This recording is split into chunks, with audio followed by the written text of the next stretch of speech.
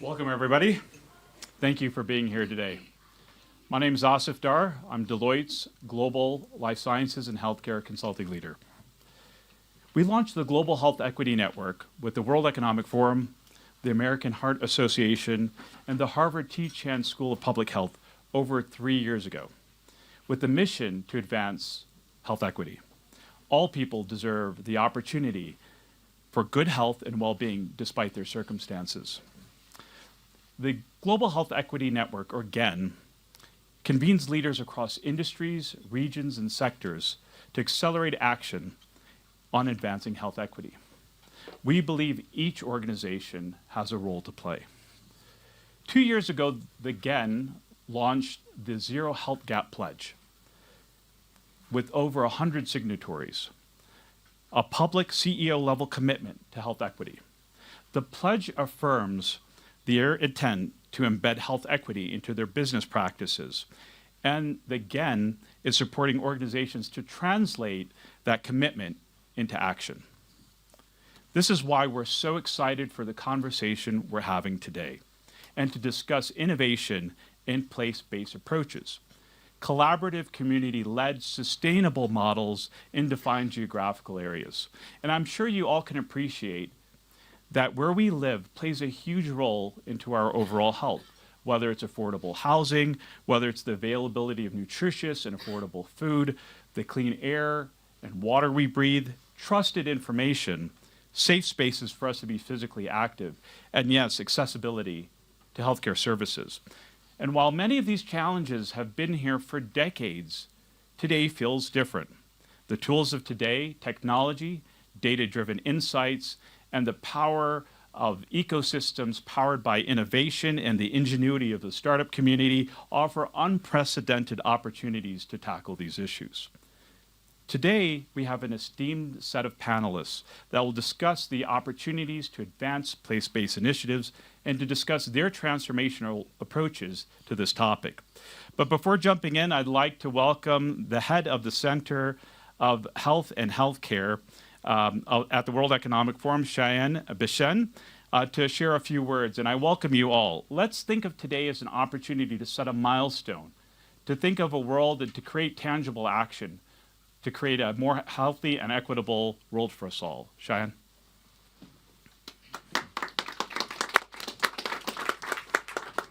Thank you, Asif, and good afternoon, everyone. As Asif said, my name is Shyam Bishen, and I head up the Center for Health and Healthcare at the World Economic Forum. For further context on the forum, I think most of you know forum very well, but for those of you who may be new, we are an international organization for public-private partnership. Our goal is to improve the state of the world through multi-stakeholder partnerships, through multi-stakeholder engagements. In terms of my center, the Center for Health and Healthcare, we are working with our partners across sectors. So again, multi-sector is the key here, to shape more resilient and equitable global health system with flagship initiatives like on health equity, which also includes women's health. We have a big initiative on climate and health, as well as we are devoting a lot of resources on the digital healthcare transformation and AI in healthcare. So these are some of our big initiatives. Obviously, we have many other initiatives, many other things going on within the center, but just wanted to mention that global health equity, together with women's health, climate and health, and digital health, these are the big focus areas for us.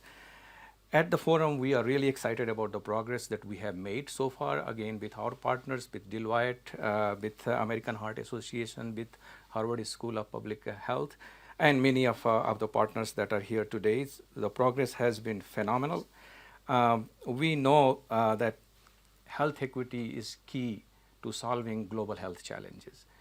Anywhere you look, whether it's digital health, it's climate and health, whether it's AMR, pandemic preparedness, without health equity, we don't do it justice. And this was highlighted during COVID.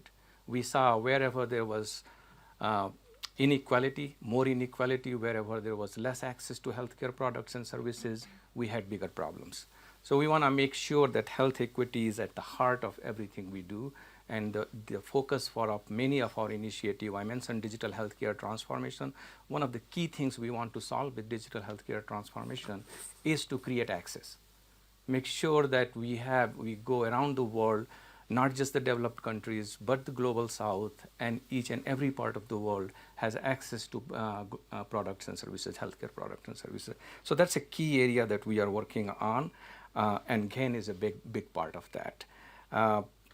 As again, Asif already mentioned this, that with GHEN now we have over 100 partners, over 100 corporate partners that have joined us in our Zero Health Gaps Pledge, and I think we will have more discussion on that as we talk today.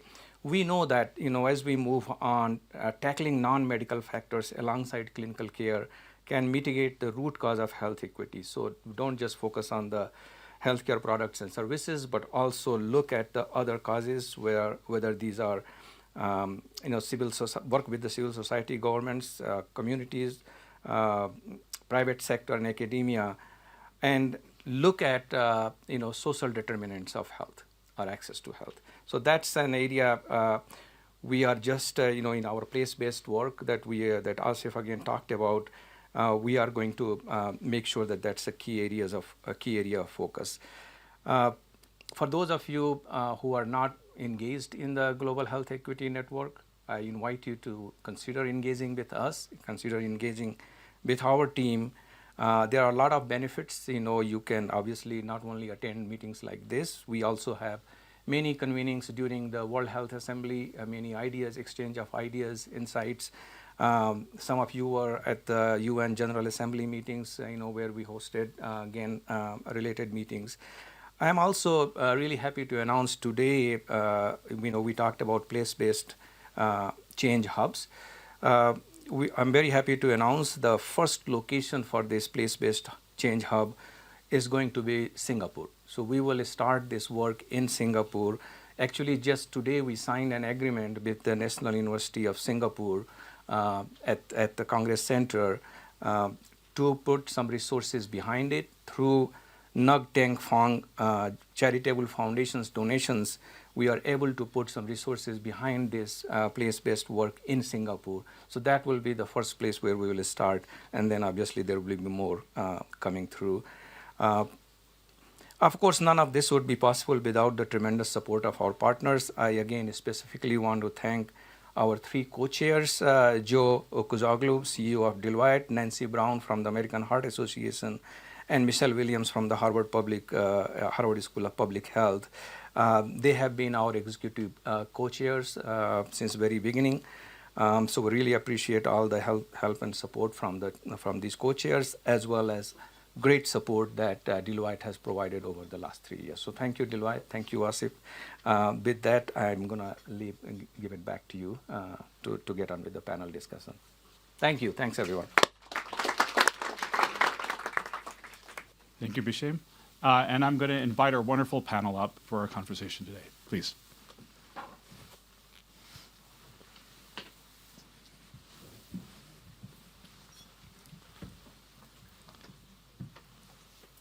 Well, where we live, work, and spend our time profoundly shapes our health, as we just discussed.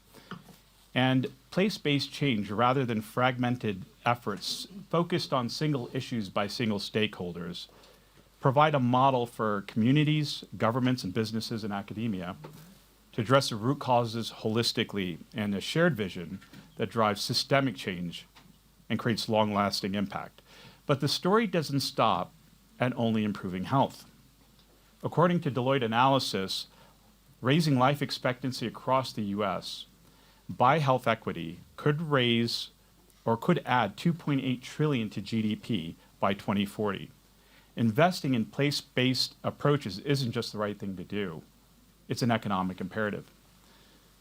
Today we have an amazing panel that will share their ideas and their thoughts with us, and I'll start with Dr. Ricardo Baptista Leite, who is a medical doctor by background and a pioneering voice in the intersection between health, policy, and artificial intelligence. As the CEO of HealthAI, a non-for-profit advancing countries' capacity to regulate AI in health, and the founder of Unite, a network of current and former policymakers of over 110 countries, he brings unique insights into shaping global health policy and innovation. Dr. Andrea Feigl is an award-winning economist, health finance innovator, serial entrepreneur, and the visionary CEO and founder of the Health Finance Institute, a non-for-profit fueling innovative financing solutions to combat the global burden of non-communicable diseases.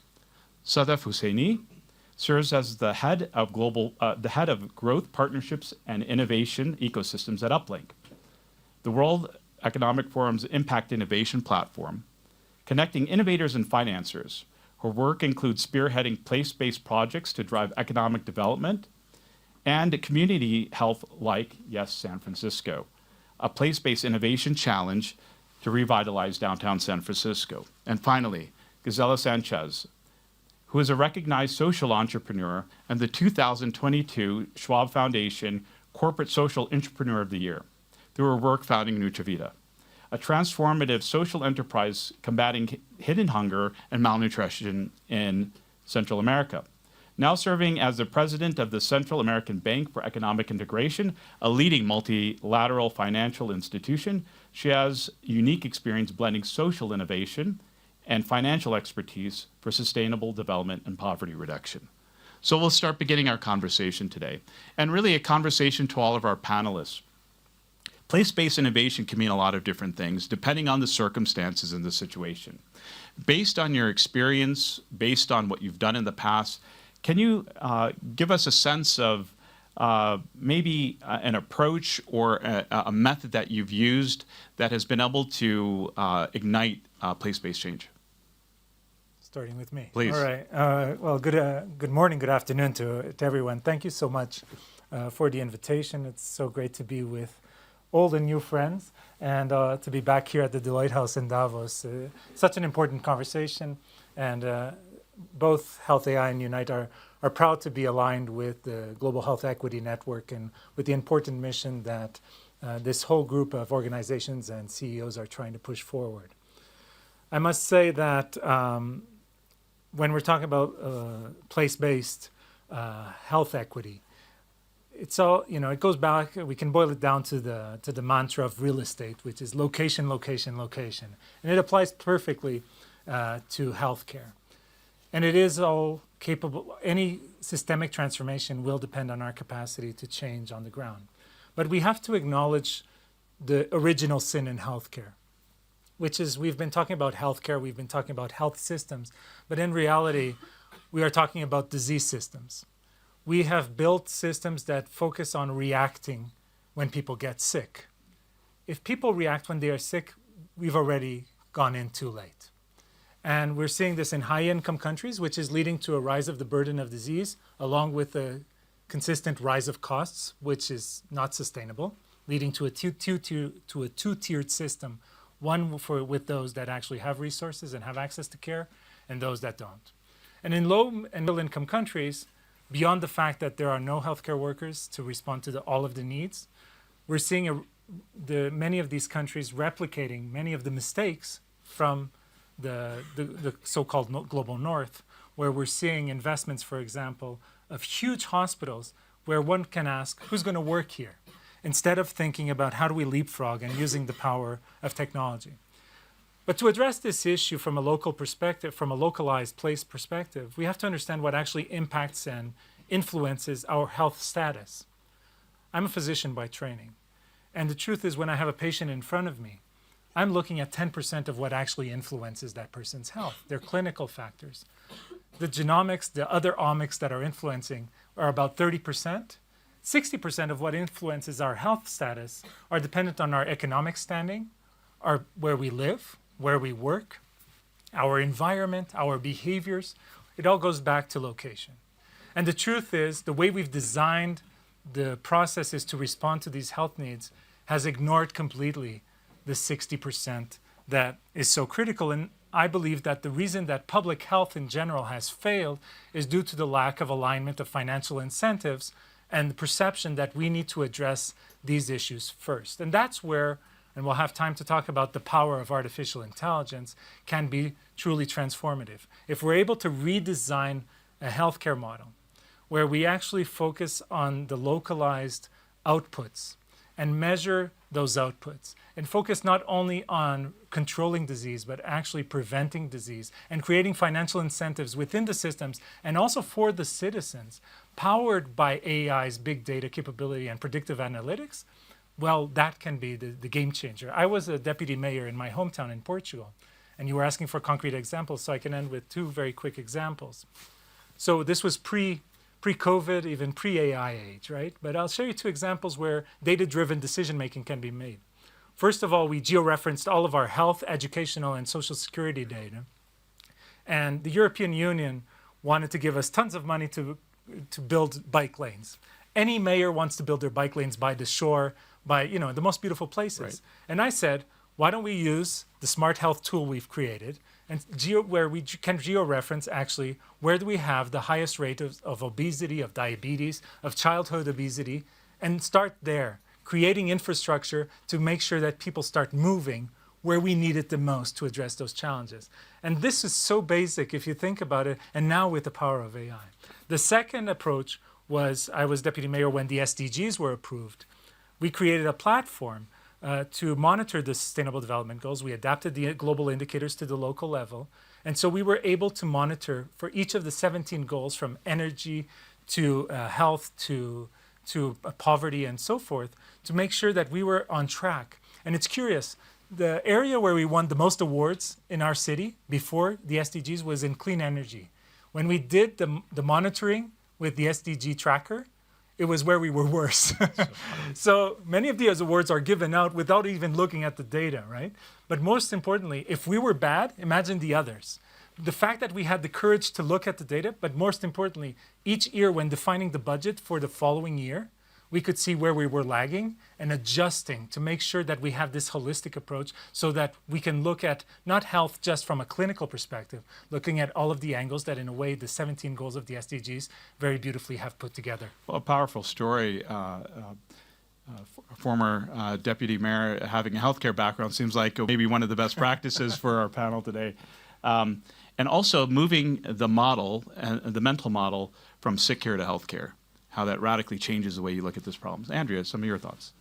So thank you so much for having me on this really fantastic panel. And good morning, good afternoon, everybody. As you mentioned, I lead the Health Finance Institute, and we're a think tank and a nonprofit organization based in Washington, D.C. with a global outlook. And we were really founded with the notion that the public health can be the bedrock of macroeconomic growth, and that we would like to see the evidence, the economic evidence, and how health and wealth are related being translated when it comes to public-private partnerships, when it comes to financing, so we have better access, adherence, and preventive measures.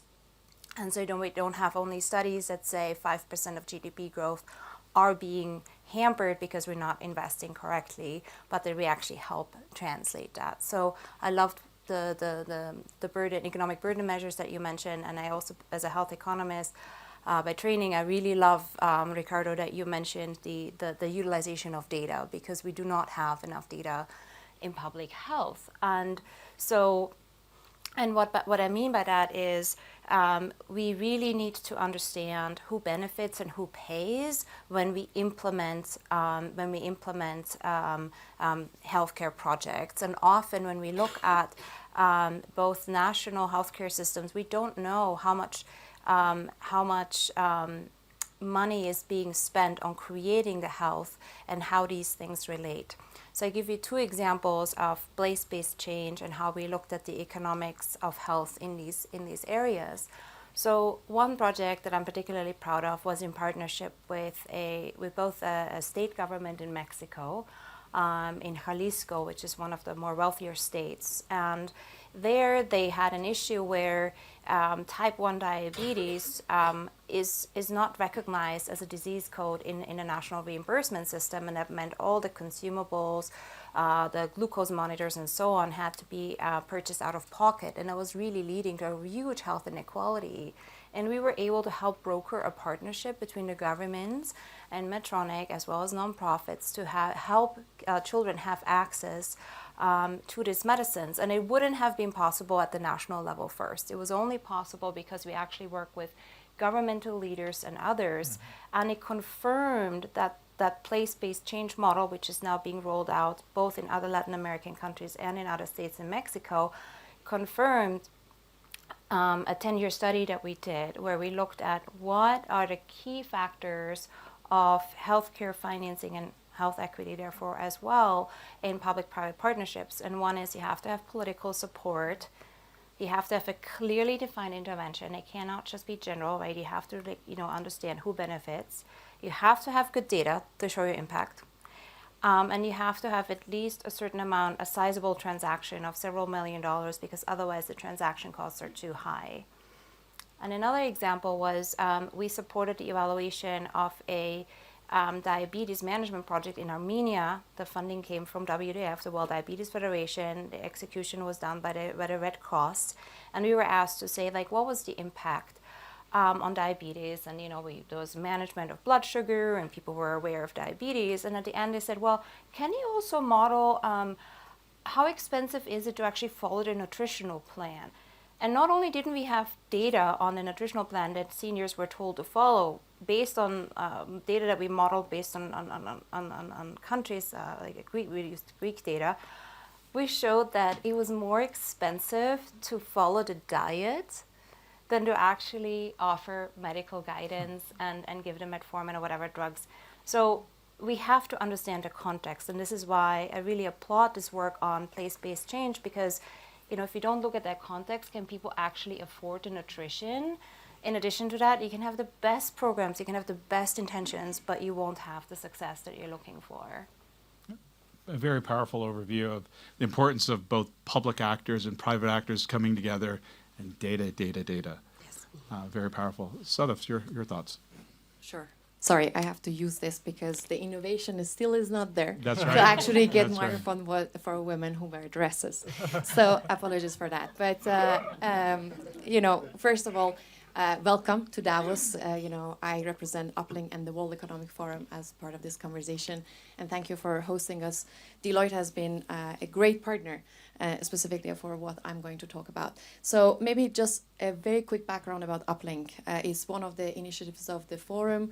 5 years old. As I mentioned, Asif actually did in the introduction.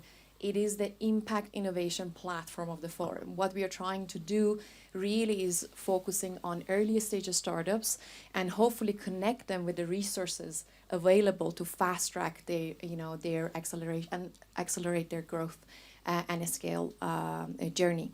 So when it comes to place-based, solutions, I think what is important is every local community, and specifically at the city level, it has its unique socioeconomic, environmental, and also cultural, characteristic. And I think that is where the global, sometimes we focus on a lot of the global challenges, and that has been where we started when we talk about oceans, when we talk about trees. Mental health has been one of the big projects that we have worked on.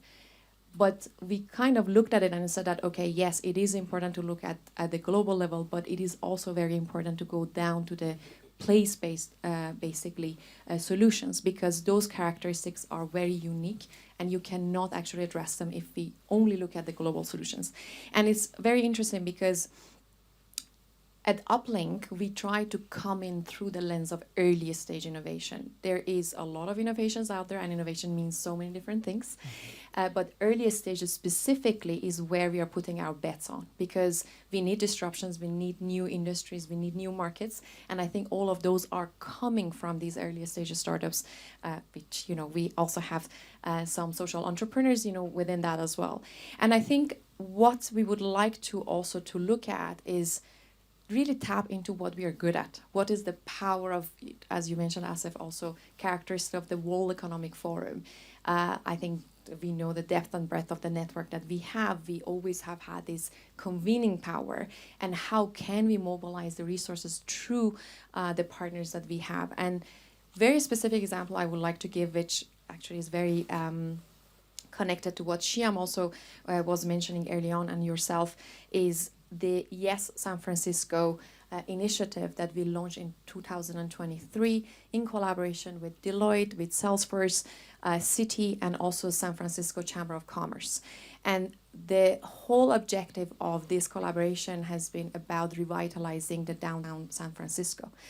And the reason for that is that the characteristic of the issues that we are having on all front in San Francisco is very specific, is not unique, but what we have tried to really kind of involve the main stakeholders who they understand the fabrics of the city, from NGOs, from investors and capital providers to big corporates like Deloitte and Salesforce in that context, to bring their power, really source early stage innovations, not only locally but globally, that they have some solution somewhere else in the world and bring it to the city of San Francisco and hopefully deploy some of that. And what I would like to maybe finish on with that example is that the characteristic of this initiative is not only about San Francisco. It is about creating that blueprint that we can actually take to the rest of the world, the other cities around the world. We have 200, let's say, representatives of 200 cities through our innovators community. So how could we take this to other cities and really deploy that? And I'm very pleased to share with this group that we are going to have an announcement of Yes Cities with actually collaboration with Deloitte to really achieve this, to support thousands of startups in the future by 2030, hopefully, that are working on addressing issues which are very much related to the local challenges.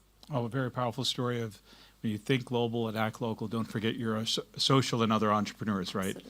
Absolutely. Gisela, your thoughts. Thank you so much. Hello, everyone, and thank you for this kind invitation to be part of this amazing panel. I was reading the paper about the place-based solutions. I didn't know the concept in advance, but it makes all the sense, and that's exactly what we did 12 years ago when we decided to create Nutrivida, which is a social business. We were lucky enough to convince Professor Mohamed Yunus to join us in this endeavor, and the reason behind this is because I experienced undernutrition myself in Costa Rica, so I really wanted to work on something that was really close to my heart. And three special things about our initiative, and in terms of being really tailor-made and 360 degrees approach that I can mention are, first of all, when we were designing the products, because we have a manufacturing facility, we produce different product categories. We didn't want to come with a solution that was developed in another place. So we joined forces with universities to understand where were the products that people most likely will eat in order to have a better nutrition. So we gave up money actually to these people in these specific communities and see what they bought, and then decided to fortify these categories like soups, powder drinks, infant cereals, and the things that they like to eat normally. It's very difficult to convince people to eat something that you are like, this is the best thing for you, this is the best, but maybe they don't want to. So that was one thing that we really take care of. The second one is to talk to the Ministry of Health, identifying the lack of micronutrients in these specific cities to understand if the lack of iron or zinc were the most important to develop and design the products. So it was completely tailor-made to the specific needs and the goals that we had in these communities. And the third one, we wanted to have people involved. So we create a network of women. We call it Moms Pro Nutrition. But these women were from these specific places, and they were able to communicate in the appropriate way the solutions that we were providing. They actually asked us to sell directly door to door these products, and that's a very interesting thing. We don't give away the food. We sell it out almost at cost, so, to be financially sustainable. And it was very interesting because they were able to communicate and educate the population to get the buy-in for the products. Maybe that is why we have been able to provide food for millions of people in our countries. but it was all about listening to the consumer, listening to this audience that we wanted to service, and then design with the specifics of these local context the solutions for them. Well, Gisela, my wife has been trying to get me to eat a whole variety of foods for years that were culturally out of my strike zone, and kale 3 times a day wasn't working. And lo and behold, when I transitioned to diets that I was accustomed to, but made food medicine, my weight started coming down. So the idea of making sure that we have cultural ambassadors with social entrepreneurs that are making this change, very powerful comment. Well, let's go into a couple more detailed questions. Sadaf, you talk about innovation ecosystems, and with all the experience with UpLink, you've got a lot of experience. Talk a little bit about how to activate large communities and organizations that might not normally be involved in getting in in the action, whether it's challenge competitions, design-a-thons, crowdsourcing. What thoughts do you have about how you can use platforms to help us get there? Sure. I think that's the breadth, basically the work that we are trying to do. So UpLink, as I mentioned at the, from get-go, we launched in 2020 when COVID actually hit.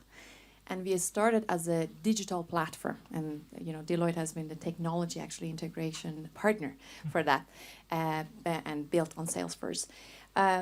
We basically have created a full digital platform and full digital solution to do the sourcing of the innovators, from the time of call to submission, to assessment of the innovators, to the time that we actually select and announce, let's say the winners.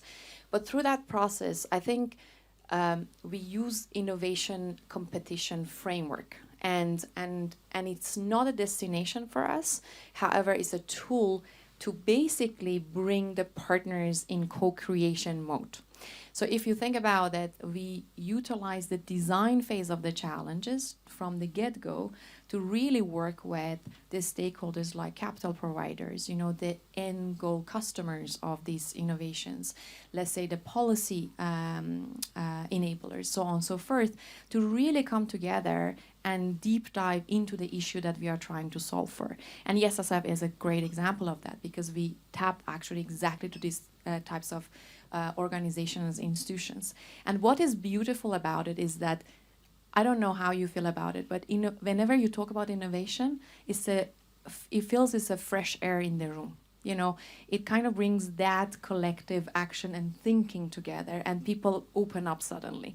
And we really utilize that as a powerful means to get these stakeholders engaged from get-go.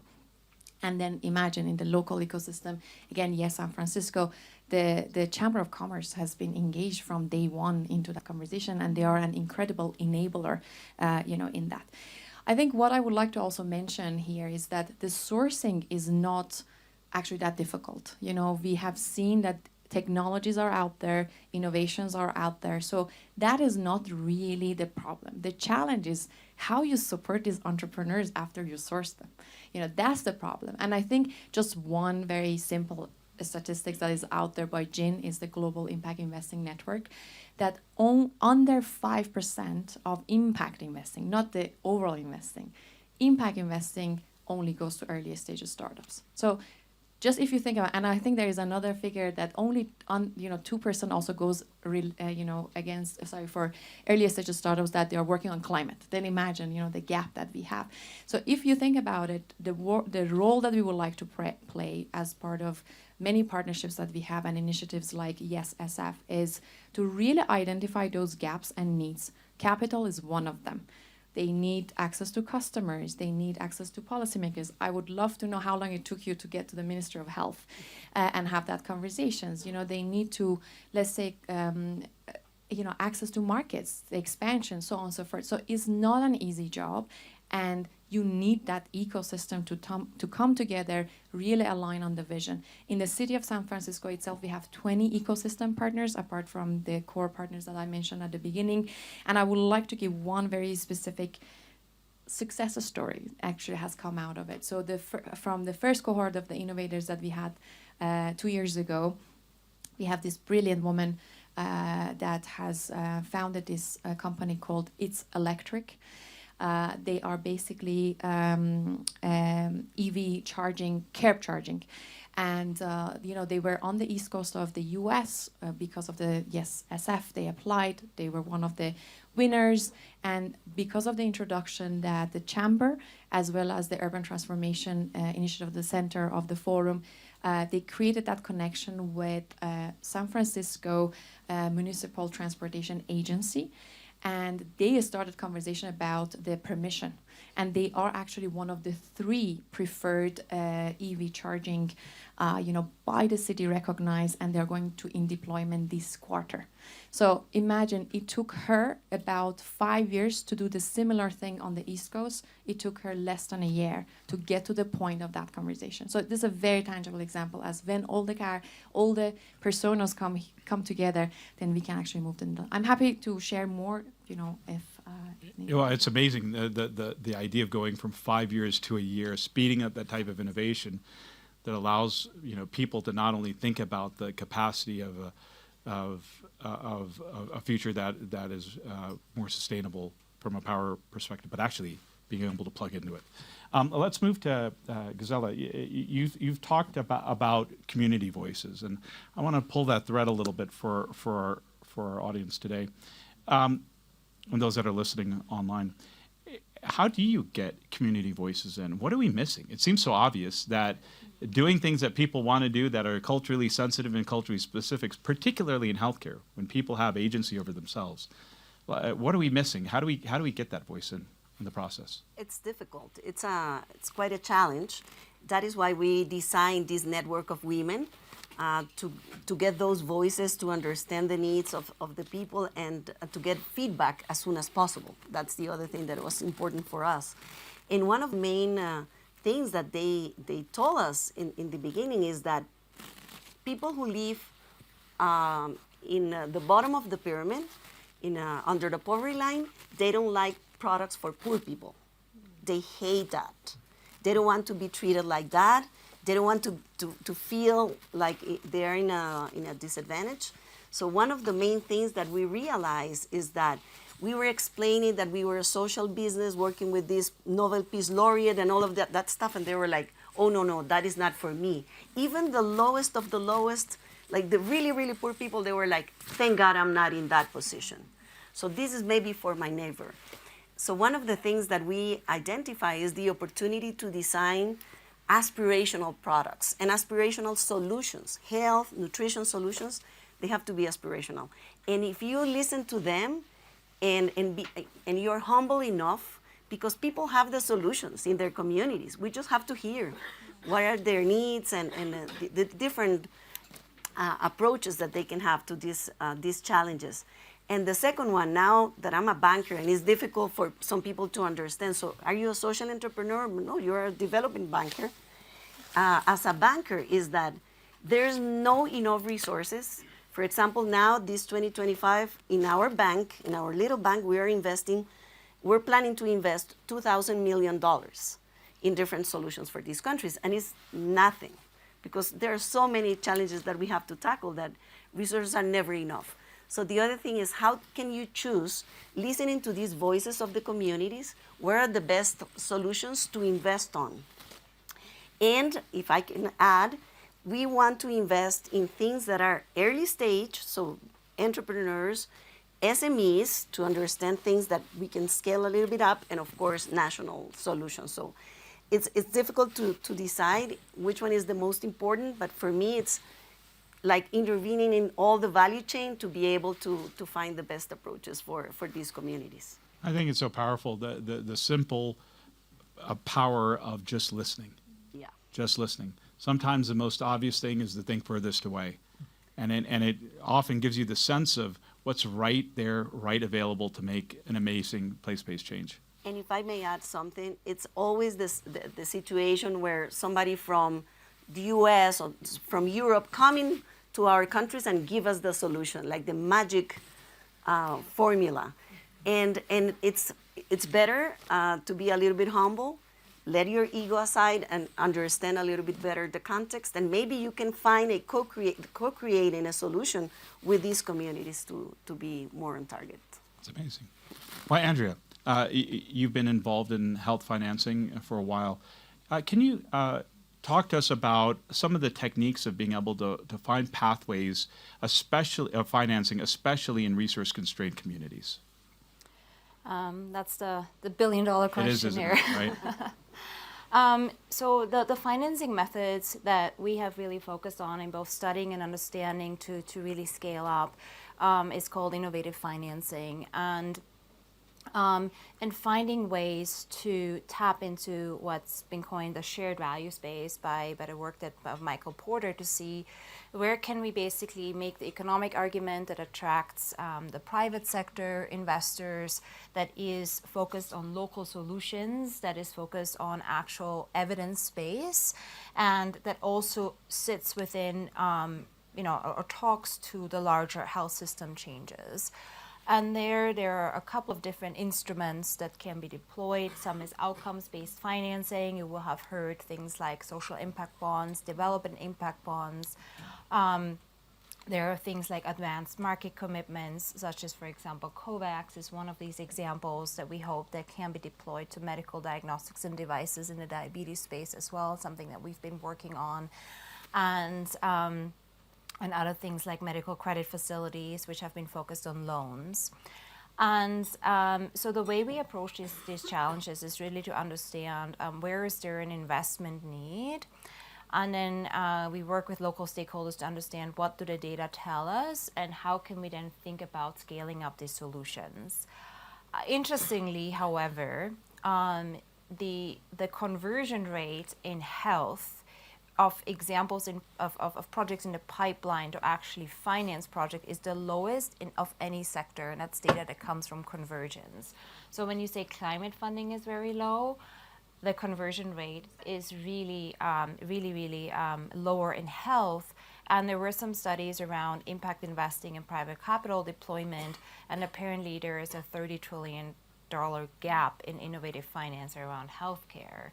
And so how do we harness that, and how do we get buy-in for that? So what we try to do is we do feasibility work around what is the private and public sector acumen and appetite to invest in certain projects, what can be the outcomes, and can we close the loop between who benefits and who pays? And that is really, really difficult, because if you only say, well, there's a return of investment that is this large or 17x or this x. If people don't care, or those who invest don't benefit, it's a really hard argument to make. And I think this is where we are pushing the public health community to say it's not enough to have an economic study. You need to bring people to the table and need to explain to them how they can benefit. So a lot of the work that we do is feasibility studies. We do a lot of workshops in training.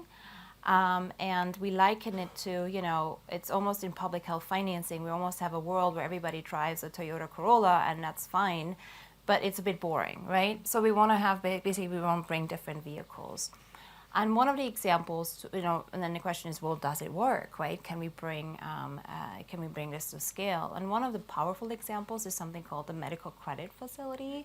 And what they did is they worked, so it was Wellcome funded, and a couple of other international donors came in, and they helped small businesses in Africa to basically make them credit worthy, to give them technical assistance, and to pool loan requests to then be able to access a much larger pool of capital. And interestingly, it's such a fantastic success story because the default rate on these loans was less than 5% and remained so after the development partners actually exited. Wow. So blended finance and innovative finance doesn't just hold a promise of accelerating access to capital and affecting health equity. It also holds a promise of actually donor exit, which we really, really need as we're basically moving towards much more nationally funded solutions to chronic disease problems. So again, what we look at, is it feasible? Do we have the data? Do we have the buy-in? Does it work? And then really, really educating the investment thesis around who benefits and who pays, because if we can't do that well, we won't see the capital deployed. What a powerful move from thinking of maybe I'm investing in something and I'm not getting a benefit, but somebody else invests something that I get a benefit from. If we just work together, maybe the ROI is amazing. And so very powerful change in the mental model of investment strategies. Now, final question to Ricardo. AI. We got to talk about AI. Yeah. Right?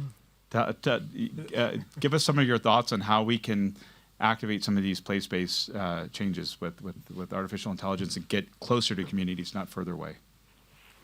Well, I think what we've heard here just demonstrates the power, as you were saying, what was highlighted in all of the examples, of listening to the community, of listening to the market, and not just trying to impose a decision that a few people think is what's going to work. If you think about that, and you think about that at scale, we're talking about tremendous amounts of data that no human alone can actually process. And so AI presents tremendous opportunities in basically every sector of our economy, healthcare included. So I'm the CEO at HealthAI, as you mentioned. So we're the global agency for responsible AI in health. We're a nonprofit out of Geneva. And we're basically working as a technical assistance partner, an implementing partner with governments to help build their governance structures so they can assess and accelerate the adoption of AI solutions for their health systems, at the same time making sure that the principles of responsible AI are put in place. So this has given me a tremendous opportunity. Our chief AI officer is in the back of the room. We've been around the world talking to governments, talking to innovators, talking to patient organizations, across the board, all stakeholders. And I always ask the question, when they come up to us and they say, we want to use AI for a health system, why? The most common answer I get is, oh, because my boss is telling me that we have to do something with AI, right? So cool. Or the ministers, or the board. It's the hot, the WEF is only about hot. AI. It's the hottest topic, right? It's hot. And so, but that's a wrong way to approach it. And the other challenge that I see is many of the organizations that are actually adopting AI are trying to cram it and retrofit it into their current management models, which is basically in health. As I started, my starting case was the health system is broken. It's focused on disease and not on health and well-being. So basically, we're reinforcing, in many cases, through the power of AI, and exponentially growing those broken models in our countries, in our regions, and beyond. And so the first thing we need to do is take a step back. That would be my first recommendation. If you're leading an organization in the field of health, be it the government or private sector, make sure you know where you want to go. What is the end game? How would you like to see your city transformed, your country transformed, your organization transformed to respond to the needs of the citizens, of the patients? Because that's your starting point, and then you build back from there. And then you can see that this transformative technology of machine learning and AI, how can you use it to reach that target? So I use an acronym. People working in health, I'm saying, if you're doing something that goes beyond my acronym, you're wasting your time and money, which is PC and me. It's not that good, but anyway. So it's a P for if it's a preventable disease, prevent it. C, if it's a curable disease, cure it. M, I use M twice. If it's manageable disease, manage it. If it's end-of-life care, minimize suffering and malaise. And if you're not doing any of those four, prevention, cure, management, minimization, at least E, efficiency. So you can do the same thing you are doing, but at least at a lower cost. What I see is we're spending a lot of time and resources in health, many times doing things that have nothing to do with these principles. And that is moving us away, our goal, which is actually to promote better health outcomes in our communities.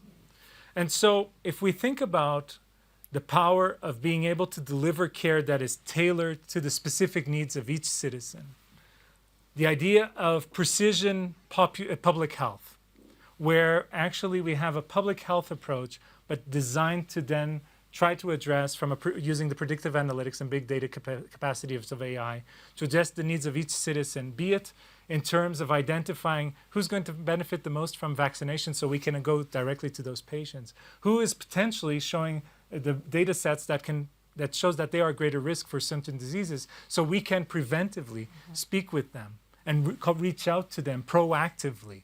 Having this proactive approach towards health and not a reactive one, with the power of AI, we're already starting to see examples like this pop up around the world. And even using the predictive analytics to manage basic things like waiting lists, like predictive analytics in health emergency situations, or how do we manage hospital beds, what are going to be our needs in the following week. We already see hospitals using this. And even in innovative financing models, where we can have flexible models that make sure that the incentives are aligned among healthcare workers and even among citizens and who the patients can actually be financial beneficiaries if we see that there's an economic case to be made of keeping them healthy. Well, we're going to get to a bunch of rapid fire questions, but to the audience, please queue up some ideas and thoughts. We're going to give you the opportunity to ask the last round of questions, but I do like the mental model that you brought. It's very powerful. Yeah, and if I can just Please. say, I think this is a very important thing to be said in the context of AI, because right now what we're seeing, we're living a bit of a wild west right now in health, where a lot of AI is being sold to hospitals and clinics, but there is really no governance in place. And what we're seeing at HealthAI, we did a survey to all stakeholders from governments to private sector. The most common word that came back in that survey was the word fear. People are afraid of the potential harm that these technologies can have in the health sector. And that is a barrier, because governments are conservative, typically. Hospitals and health systems are conservative. And so if we're not dressing a way to overcome that fear factor, to be able to use these technologies without thinking twice, we have a problem. And that's where HealthAI is trying to fix that governance problem. Because as a doctor, when I prescribe an antibiotic, I'm not that concerned about the safety of the drug I'm prescribing. Is this the best antibiotic in the right dosage for my patient? That's what's concerning me, because I know there was a regulatory agency that did the assessment before me. With AI, that's not in place. And so we're helping countries precisely to co-create, as you mentioned, from the bottom up, to create sovereign capacity from both high income but also low and middle income countries. And we believe that this will tear down one of the barriers that is holding back the scalability of AI in health systems across the world. And hopefully we can do so together. And that's why we've created a community of practice that every institution is invited to join, where precisely these conversations can happen. Well, two things really powerful that I wanted to reemphasize. The importance of not taking power tools and cutting just faster, but rethinking the way things are done. And number two, that actually thinking about regulation can speed adoption. Yes. That enlightened, proactive concepts and approaches in regulation can actually spawn trust for technologies. I think, indeed, thank you for bringing that up. We've got a couple moments for questions from the group. One over here, and then in the front, please. Hi, I'm Dr. Jean Shadatpuri. I'm American Board Certified and worked in policy in the state of California for a bit. So essentially, red tape, bureaucracy, less efficiency. I think your acronym, but just everything the opposite. What I found was, when people are given a choice to implement technology and AI, it doesn't happen, right? The fear factor comes in, the anxiety comes in. And we know that the healthcare provider shortage is not going to get better anytime soon. For an average, if medical school is from 10 to 13 years, and the cost that it takes for somebody to become a doctor, it's not going to happen quickly. So do you find a role of the governments and the countries to implement something that uses AI agents maybe as an assistive mechanism to at least triage, sift out the low-level cases, and then sift them up or funnel them up to the real providers, which are scarcity, especially the specialists, psychiatry, mental health, and things like that. Because that would be revolutionary. And unfortunately, until it's shoved down somebody's throat, they don't do it. And we know the shortage is bad, and we know the medical care is not getting to the people they need timely. Well, thank you for your question and everything you're doing. Maybe, Ricardo, we can start with you. Yeah, try to get that quickly. So the data is showing, a lot of studies are coming out showing that AI is performing better than humans in terms of health outcomes. and we love to talk about that. But many times we don't talk about how AI plus human are typically better than AI alone or humans alone. So currently, not talking about 20 years from now, anybody who knows what's happening 20 years from now is lying. But currently, it is in the symbiotic approach between humans and technology that I truly believe the sweet spot is. But the truth is, pre-grad training is not focused at that at all in healthcare professions. And even long-learn training within health systems is not really focused on that. So we need to shift towards that focus. And there was an interesting study published by JAMA in 2023 where they did an assessment where a medical tool was used as a virtual assistant where the patients were asking questions. Half of the answers were given by real doctors, the other half were robots. The robots got better outcomes, although that has been questioned. But the most interesting part was when they did a survey asking who showed more empathy, and the robots won again, right? And so let that sink in a bit, right? And so we understand that robots don't get tired, they don't get hungry, they don't have to get their kids in the car and put them at school in the morning. But it's not just in health. And you're from the US. There's a study that shows that the most severe sentences in the judicial system in the US were in the hour before lunch because judges were hungry, right? So we need to see how can we maximize AI, but I don't see AI substituting, but actually being an agent, a co-pilot, if you will, in moving us in that direction. But for that, we need leaders with the visionary capacity and strategic vision to be able to understand what I tried to address before, which is what is our end game? Where do we want to reach? And when it comes to health and health systems, particularly in the US context, Kaiser Permanente has already seen this. We make much more money if people don't use our health system and they just stay healthy until they die. That's the bottom line. Yeah, the move to humanizing healthcare so we get care as part of it, by realizing that overworked individuals tend to have trouble delivering the best outcomes. It's very, very powerful indeed. We have a question up here. Yeah, my name is Ziad Laban from Saudi Arabia. I'm working on the manufacturing side of the digital transformation. Do I need this? We do. Thank you.